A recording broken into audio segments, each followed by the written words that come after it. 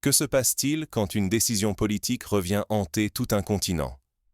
Imaginez, il y a un peu plus de 2 ans, l'Europe décide de fermer son ciel aux avions russes, pensant frapper fort Moscou. Mais aujourd'hui, à la stupéfaction générale, ce sont les capitales européennes qui frappent à la porte du Kremlin. Pourquoi, après avoir claqué la porte, supplie-t-elle la Russie de rouvrir ses couloirs aériens? Lufthansa, le géant allemand de l'aviation, vient d'annuler tous ses vols vers le Kazakhstan, perdant des millions d'euros sur des lignes autrefois florissantes. Et ce n'est pas la seule. Plusieurs grandes compagnies européennes voient leurs avions cloués au sol ou forcés à d'interminables détours coûteux. Plus au nord, la Finlande fait face à une hémorragie silencieuse. Son aéroport régional de Lappeenranta, autrefois animé par des centaines de milliers de touristes russes chaque année, n'accueille plus que 2 vols pour toute l'année. C'est toute une économie locale, des commerces aux hôtels, qui s'effondrent sous nos yeux. Pendant ce temps, les compagnies chinoises et celles du Golfe, Emirates, Qatar Airways, raflent la mise. Grâce à un avantage inattendu, elles continuent d'accéder sans restriction au ciel russe. Résultat, elles proposent des vols plus courts, moins chers, plus directs entre l'Europe et l'Asie. Les passagers, logiquement, se détournent en masse des transporteurs européens. Et maintenant, ironie du sort, l'Europe demande à la Russie de rouvrir son espace aérien, sans offrir la moindre réciprocité. Mais Moscou, aujourd'hui courtisé par la Chine et le Moyen-Orient, n'a aucun intérêt à faire ce cadeau sans contrepartie. Si la situation ne change pas, l'industrie aérienne européenne va continuer à perdre de l'argent, des clients et même du prestige. Les emplois disparaissent, les marchés s'évaporent, l'équilibre économique mondial se déplace. Mais comment a-t-on pu en arriver là? Pour comprendre cette crise inédite, il faut revenir à l'origine du séisme, en février 2022. Remontons ensemble à ce mois de février, quand une décision politique va bouleverser à jamais le ciel de l'Europe et l'économie mondiale. Février 2022. Une décision politique redéfinit tout l'espace aérien eurasiatique.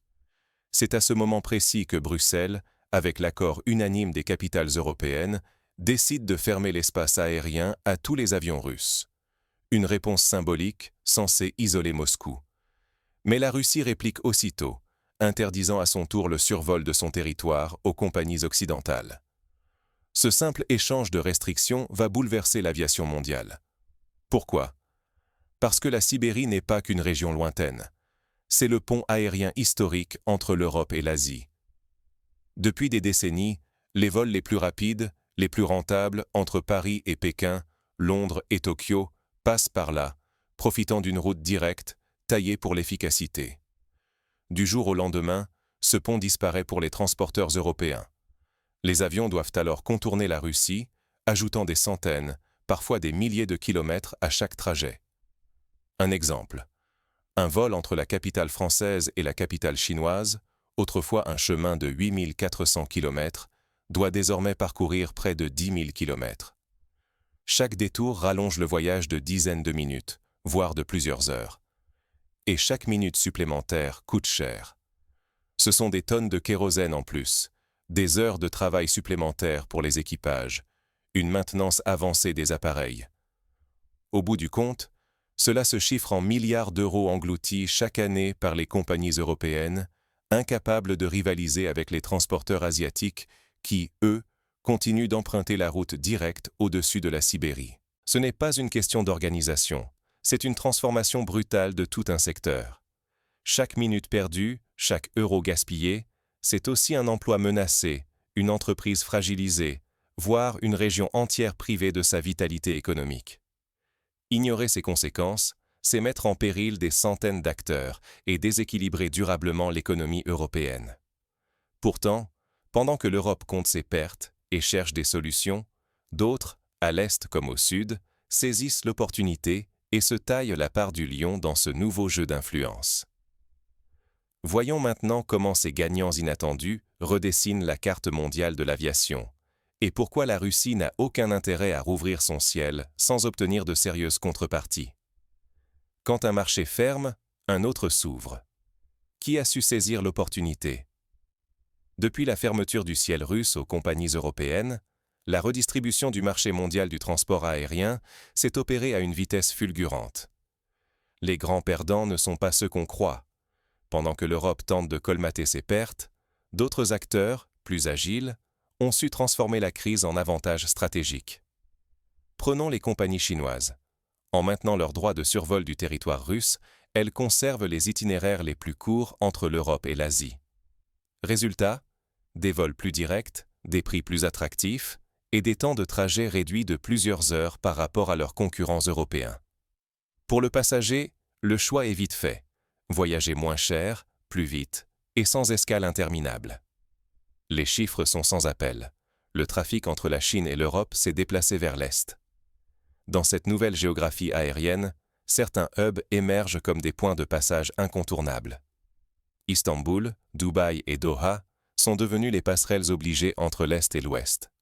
Les compagnies turques, émiraties et qataries voient leur trafic exploser. Elles récupèrent non seulement les passagers européens privés de routes directes, mais aussi toute une clientèle russe et asiatique en quête d'alternatives. Ces aéroports, déjà puissants, renforcent leur domination, captant des parts de marché que l'Europe a elle-même abandonnées. Mais derrière ces grandes manœuvres mondiales, il y a aussi des drames locaux. Regardez l'aéroport de Lappeenranta, en Finlande de l'Est. Il y a quelques années à peine, il accueillait des centaines de vols chaque année, faisait vivre la région et remplissait hôtels, restaurants, commerces. Aujourd'hui, l'aéroport ne reçoit plus que 2 vols programmés pour toute l'année. Les terminaux sont vides, les parkings désertés. C'est toute l'économie régionale qui s'effondre. Emplois supprimés, entreprises fermées, familles contraintes de partir chercher du travail ailleurs. Le rêve d'une prospérité fondée sur la connexion avec le voisin russe s'est envolé du jour au lendemain. La Finlande n'est pas la seule à souffrir. L'ensemble de la frontière orientale de l'Europe, de la Baltique à la mer Noire, subit la même hémorragie. Le tourisme s'est évaporé, les échanges commerciaux sont au point mort, et pendant ce temps, la Russie, loin d'être coupée du monde, réoriente simplement ses flux. Les voyageurs russes n'ont pas cessé de parcourir le globe. Ils ont changé de compagnie, contourné les obstacles et trouvé de nouveaux partenaires. En tête de liste, la Turquie, les Émirats arabes unis, le Qatar. Pour ces pays, chaque sanction européenne s'est transformée en opportunité de capter de nouveaux marchés, de négocier des contrats plus juteux, de renforcer leur influence sur les routes aériennes mondiales. Face à cet essor, l'Europe tente de répliquer par des sanctions secondaires, tentant de convaincre Pékin, Ankara ou Doha de limiter leur collaboration avec Moscou. Mais ces efforts restent largement symboliques. Aucun ne veut renoncer à une telle manne de passagers et de revenus. Le marché a trouvé ses nouveaux équilibres, avec ou sans l'accord de Bruxelles ou Washington. À chaque mois qui passe, les positions se figent. Plus l'Europe tarde à réagir, plus ses concurrents consolident leur mainmise sur le trafic entre l'Europe et l'Asie. Ce qui n'était qu'un revers temporaire se transforme en perte structurelle. Et chaque jour qui passe rend le retour à la normale plus incertain. Face à cette spirale de pertes et d'isolement, les compagnies européennes n'ont plus qu'une solution, chercher une sortie politique. Mais à quel prix et à quelles conditions la Russie accepterait-elle de rouvrir son ciel? Et si la situation restait figée? Qui gagne, qui perd et pour combien de temps? Aujourd'hui, les grandes compagnies aériennes européennes supplient pour retrouver le droit de survoler la Russie. Mais il y a un hic. Elles réclament l'accès sans offrir la moindre ouverture en retour. Moscou, désormais assise à une table remplie de nouveaux partenaires chinois et arabes, n'a aucune raison de céder sans contrepartie sérieuse. Le calcul de la Russie est simple. Les flux de transit venant de la Chine ou des Émirats apportent bien plus de bénéfices que ne le ferait une ouverture unilatérale à l'Europe. Pourquoi, dès lors, offrir un cadeau sans rien obtenir? Le pouvoir de négociation a changé de camp, et la patience de Moscou semble inépuisable tant que ses intérêts sont protégés. Du côté européen, le malaise est palpable. Les gouvernements, qui avaient pris la décision de fermer le ciel russe en pensant à une victoire politique rapide, peinent aujourd'hui à reconnaître l'ampleur de leur erreur. Plutôt que d'ouvrir un vrai débat ou d'assumer la responsabilité, ils préfèrent garder le silence ou chercher des coupables ailleurs, évitant soigneusement de regarder dans le miroir. Le blocage n'est pas commercial. Sur le plan économique, tout le monde sait ce qu'il faudrait faire. Mais c'est au niveau politique que le système est brisé. Le dialogue est à l'arrêt complet, prisonnier de postures et d'intérêts contradictoires. Pendant ce temps, la Russie diversifie ses alliances. Avec Pékin, Dubaï, Doha, elle élargit sa toile et sécurise ses revenus. À l'inverse, l'Europe s'isole, incapable de retrouver sa place d'acteur central dans les routes qui relient l'Ouest et l'Est. Les pertes s'accumulent, les emplois disparaissent, tandis que les concurrents asiatiques dictent les nouvelles règles du jeu. Le risque est colossal. À force de camper sur ses positions, l'Europe perd non seulement des milliards d'euros, mais aussi son rang dans l'aviation mondiale. Sa résilience économique, déjà fragilisée par d'autres crises, s'érode jour après jour. Sans compromis, la marginalisation deviendra durable, et les conséquences toucheront chaque citoyen, bien au-delà du prix d'un billet d'avion. Ce statu quo, qui ressemble de plus en plus à une impasse historique, appelle des leçons. Mais alors, quelles pistes pour sortir de cette crise, et que peuvent faire les décideurs, les entreprises et les citoyens pour éviter de répéter les mêmes erreurs? Pour comprendre comment éviter que ce scénario ne se reproduise, il faut tirer les vraies leçons de cette crise. Voyons ensemble ce que chaque acteur doit retenir pour préparer l'avenir. Les choix politiques d'aujourd'hui façonnent l'économie de demain. Ce que l'Europe vit actuellement dans l'aviation commerciale n'est pas un simple épisode de tension internationale, mais une leçon brûlante sur les conséquences inattendues des décisions prises dans l'urgence. Sanctionner un adversaire paraît parfois évident, mais il ne suffit pas de frapper fort.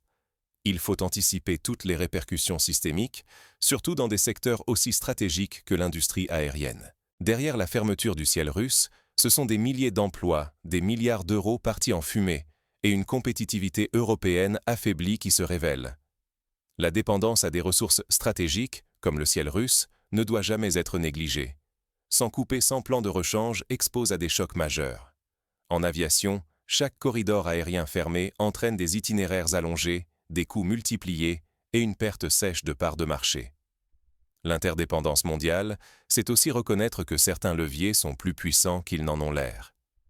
Les marchés, eux, n'attendent pas. Lorsqu'une porte se ferme, d'autres acteurs trouvent des voies alternatives. Mais tous ne s'en sortent pas gagnants. Les compagnies asiatiques accaparent désormais la demande et dictent leurs prix, laissant les Européens à l'écart. L'effet domino se propage aux aéroports, au tourisme, à l'emploi local. Chaque choix politique résonne dans le quotidien de millions de citoyens. Face à l'incertitude, la diversification des alliances et la flexibilité deviennent des atouts vitaux. S'appuyer sur un seul partenaire ou une unique voie d'accès, c'est s'exposer à la tempête sans bouée de secours. Les crises révèlent la vulnérabilité de modèles trop rigides et rappellent l'importance de garder ouvertes toutes les options. Ne pas tirer les leçons de cette crise, c'est condamner l'Europe à répéter les mêmes erreurs.